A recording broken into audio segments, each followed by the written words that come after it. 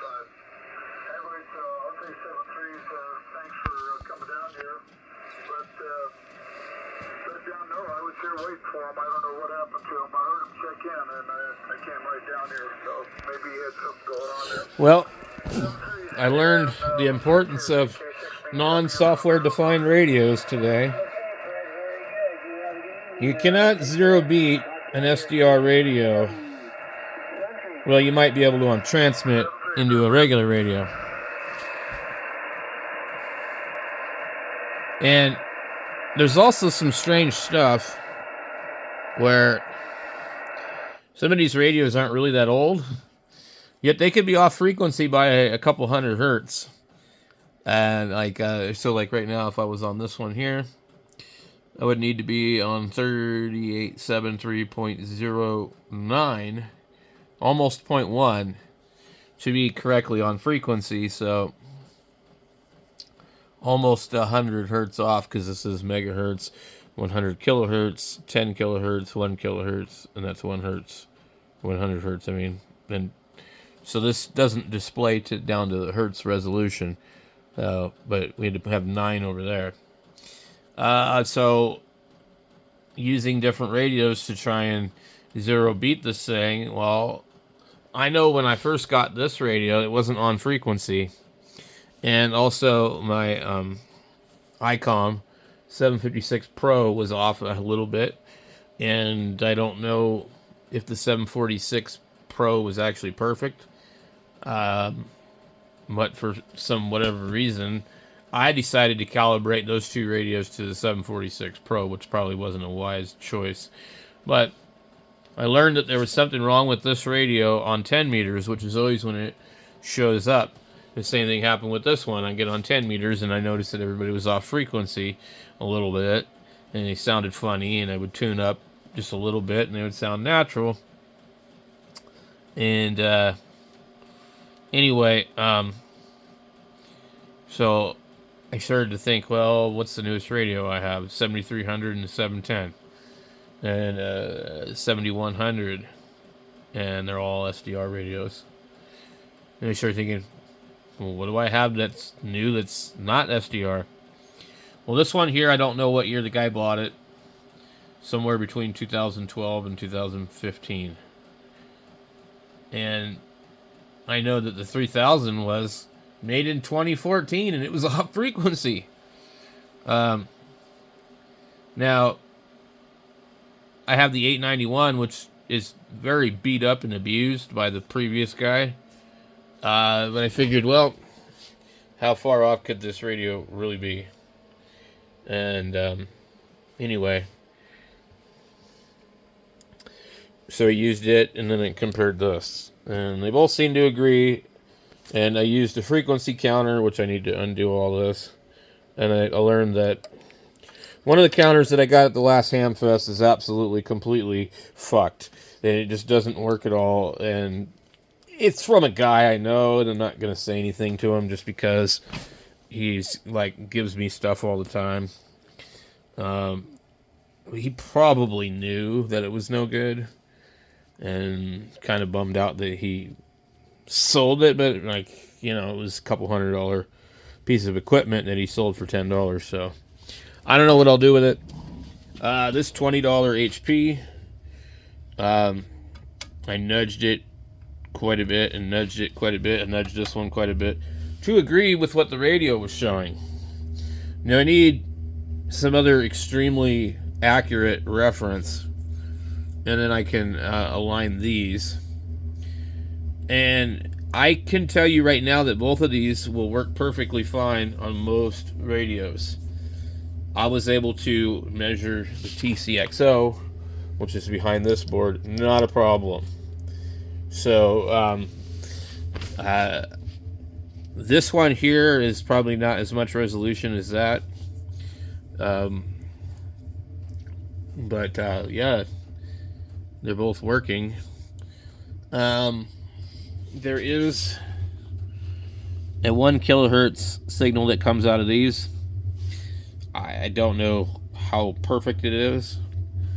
I'm not really sure what else you could use to calibrate it, but Anyway, I pulled the other thing out of here, and it's a ham egg, and it's a like a dual rack.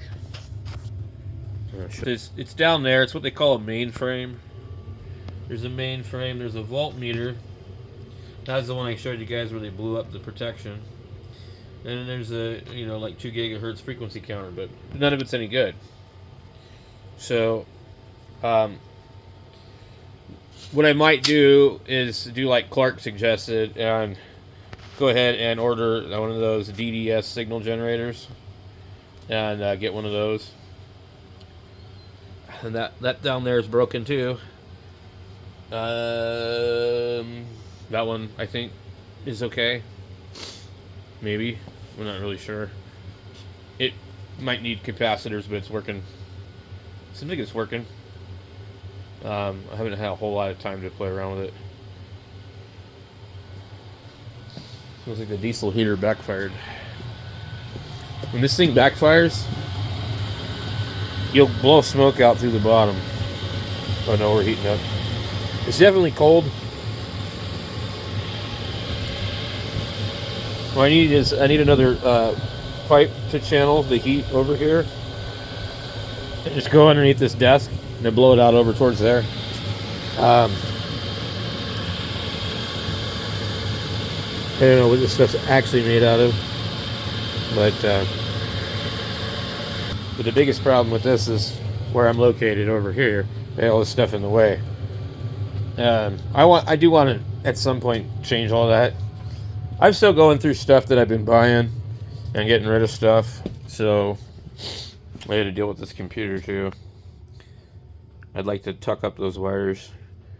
This is that MSI board, DDR4. I don't have any RAM. Anyway,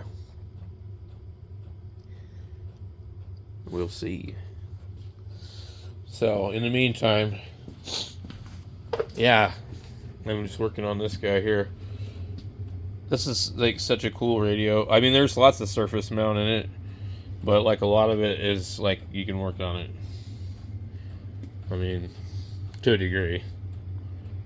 They made the chassis like kind of intelligent, I guess. A lot of proprietary yaesu chips in these. You don't want to have a problem with one of these.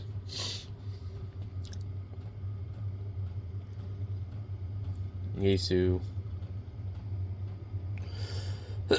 Probably just DSP stuff. I don't know. I can't remember. Nice size speaker. No crap and dirt on it. Anyway, it's funny to look at that and look at this. This thing doesn't even have 6 meters on it. This does. This little radio does everything that radio does. The same amount of power out.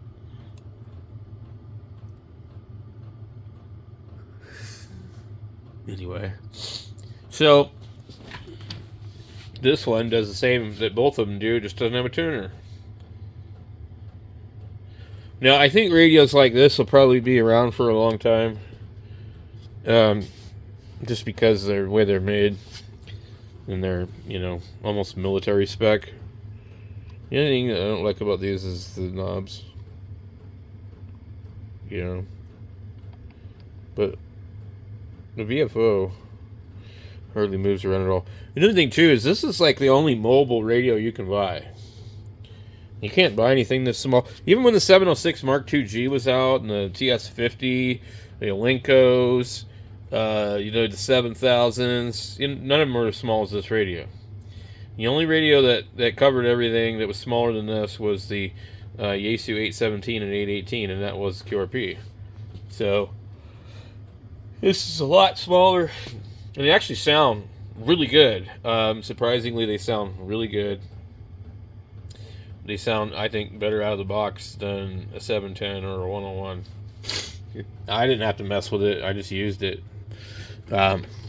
This microphone on this thing has seen a lot of use. You can't even barely read where it says whatever on the bottom here. But, yeah, this microphone is totally thrashed. Gouges in it. I shouldn't do that. Just slammed it on the top of the 3000. But anyway, this radio has to be at least as new as 2014 or 15. Well, probably 2015 because that's when it came out. And it doesn't appear to ever be off frequency. I couldn't believe that the 3000 could be off frequency. It blew my mind. But yet it was. And so was my 1200. Like, they were all the same way, similar to how this one was off. You know, they were noticeable on 10 meters, but you really couldn't tell on the low bands. So, anyway.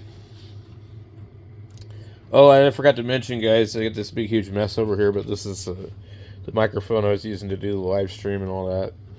And, so this is a computer that I dropped in the 6700 i7. I mean, and it's just, like, I don't know, I had problems with OBS Studio before, not on this. So anyway, we will catch you later. I'll probably do a stream here in a little bit.